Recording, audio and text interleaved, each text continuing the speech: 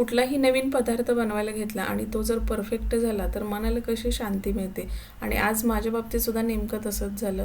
मी एक नवीन रेसिपी बनवायला घेतली, पण मला वाटलं नव्हतं एवढी परफेक्ट आणि व्यवस्थित आणि इतकी सुंदर होईल. तर चला बघूया. तर सुरुवातीला परातीमध्ये 2 वाट्या मैदा घेतला आहे, अर्धी वाटी रवा आहे, चवीप्रमाणे मीठ घालायचं आहे, अर्धा चमचा ओवा हातावरती चोळून टाकायचा आणि अगोदर ते सगळं मिक्स करून घ्यायचं. आता या पिठामध्ये आपल्याला तेलाचं मोहन घालायचं आहे, तर मोठे 2 चमचे तेल घातले, ते चांगलं पिठाबरोबर मिक्स करून घेऊ. आणि मिक्स झाल्यानंतर जेव्हा हातामध्ये आपण थोडंसं पीठ घेऊन दाबतो ना, त्यावेळेस घट्ट गोळा झाला पाहिजे अशा प्रकारे, म्हणजे समजायचं परफेक्ट पीठ तयार आहे. आता थोडंसं पाणी घालून थोडा सेलसर गोळा मळून घेऊया. कारण आपण या पिठामध्ये रवाचा वापर केला आहे ना, रव्याला थोडंसं जास्त पाणी लागतं. थोडा जर सेलसर गोळा मळला तर मग रवा चांगला फुगेल. आणि तुम्ही जर घट्ट गोळा मळला ना तर की रवा फुगणार नाही आणि मग लाटत्या वेळेस त्याला कडकपणा येईल. म्हणून थोडंसं सेलसर करायचा आणि 15 ते 20 मिनटं चांगलं झाकून ठेवायचं. तोपर्यंत आपण इकडे हिरवी चटणी बनवूया. तर मिक्सरच्या भांड्यामध्ये 1 वाटी पुदिना, 2 मिरच्या, 1 इंच आलं, 3 ते 4 काकडीचे तुकडे, 1 चमचा साखर, चवीप्रमाणे मीठ, थोडीशी कोथिंबीर आणि बर्फाचे तुकडे टाकून चांगली बारीक अशी चटणी तयार करून घ्यायची. आता चटणीमध्ये मी 2 हिरव्या मिरच्या टाकलेत, जास्त तिखटवालेत. तुमच्याकडे लहान मुलं खाणार असतील तर 1च मिरची टाका, 2 टाकावं असं काही प्रमाण नाही. आता पीठ पण चांगलं भिजलेलं आहे, तर आपण लाटायला घेऊया. आपण इथं चाट कटोरी बनवतोय, तर कटोरीसाठी आपण इथं पीठ मळलेलं होतं, तर आपण सुरुवातीला लाटून घेऊया. याच्या आपल्याला मस्त कटोऱ्या बनवायच्या आहेत. आता इथं पुरी एवढ्या आकारामध्ये आपण लाटी लाटून घ्यायचे. जास्त जाड लाटू नका, थोडीशी पातळ झाली तर चालेल, कारण पातळ झाल्यानंतर कुरकुरीपणा छान येतो आणि मग खायला पण चांगली लागते. तर काठी चमच्याने अगोदर त्याच्यावरती छिद्र पाडून घेऊ, म्हणजे तळत्या वेळेस फुगायला नको. आता ज्या वाटीने आपल्याला कटोरी बनवायची ना, त्या वाटीच्या पाठीमागच्या साईडला अगोदर तेल लावून घ्यायचं, म्हणजे तेलामध्ये सहज सुटली जाईल. तेल लावून झालं की मग त्याच्यावरती ही लाटी चिटकवून घ्यायचे. तेल लावल्यामुळे थोडंसं चिकटायला वेळ लागतो, पण हाताने दाब दिला ना की व्यवस्थित बसली जाते. त्यामुळे थोडा वेळ त्याला चांगलं दाबून घ्यायचं व्यवस्थित, म्हणजे चांगली बसेल. अशाच बाकीच्या सगळ्या लाट्या पण आपण लाटून घेऊ. मात्र लाटल्यानंतर त्याच्यावरती छिद्र पाडायला विसरू नका. जर विसरलात तर तेलामध्ये त्याची पुरी होईल आणि ते लगेचच फुगेल. त्यामुळे इथं ही प्रोसेस करणं खूप गरजेचं आहे. आणि बरोबर वाटीला व्यवस्थित तेल लावा आणि त्याला चिकटवून घ्या, म्हणजे व्यवस्थित होतील. काही जास्त अवघड काम नाही. आता वाटीला चिकटवल्यानंतर त्याच्यावरती एक्स्ट्रा भाग वरती येतो ना, एक्स्ट्रा कणिक वरती येते, ती पण आपण काढून टाकायची चाकूने अशा प्रकारे.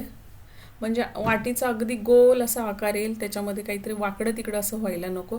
म्हणून वरचा जो एक्स्ट्रा भाग आहे ना, तो आपण सगळा काढून टाकूया. तर कटोरे सगळे आपले बनवून तयार आहेत. आपण आता गॅसवरती तेल गरम करायला ठेवूया. तेल अगदी नॉर्मल गरम झाले तेव्हाच त्याच्यामध्ये कटोरी सोडायची, म्हणजे कमी गॅसवरती अगदी कुरकुरीत अशा फ्राय होतात. मला वाटलं 2 वाट्या बसतील कढईमध्ये, पण 1च वाटी बसली, त्यामुळे मला बराच वेळ लागलेला इथं. कारण कमी गॅसवरती कुरकुरीत फ्राय करायचे म्हटलं की बराच वेळ लागतो. आता दोन्ही साईडनी व्यवस्थित आपल्याला चांगल्या कुरकुरीत फ्राय करून घ्यायच्या. आतली बाजू असती ना, ती थोडासा तळून घ्यायला वेळ लागते, त्यामुळे पळीने त्याच्यावरती सारखं सतत तेल असं मारत राहायचं, म्हणजे लवकर फ्राय होते. तर आता एक कटोरी आपली झाली बघा, किती व्यवस्थित, आकार पण चांगला आलाय. अशाच प्रकारच्या आपण बाकीच्या पण सगळ्या तळून घेऊया. वरचा भाग आपण एक्स्ट्रा कट केलेला होता, त्यामुळे वरचा भाग अगदी गोलाकार असा आलेला आहे व्यवस्थित. त्यामध्ये थोडंसं पण खालवरपणा झालेला नाही. आणि अजून एक असं म्हणजे की जेव्हा आपण तेलामध्ये कटोरी टाकतो ना, त्यावेळेस अशा प्रकारे फिरवत राहायचं, म्हणजे खालचा भाग व्यवस्थित निघला जातो आणि वाटी वरच्यावर व्यवस्थित निघते अशा प्रकारे. म्हणजे जास्त वेळ पण लागत नाही आणि आपल्याला असं भीती पण वाटते ना की वाटी निघेल की नाही, की चिकटून राहील. पण तेल लावलेलं असल्यामुळे चिकटत नाही, व्यवस्थित निघते लगेचच. तर सगळ्या कटोऱ्या आपल्या इथं फ्राय करून झालेत. आता आपण पुढची प्रक्रिया करूया.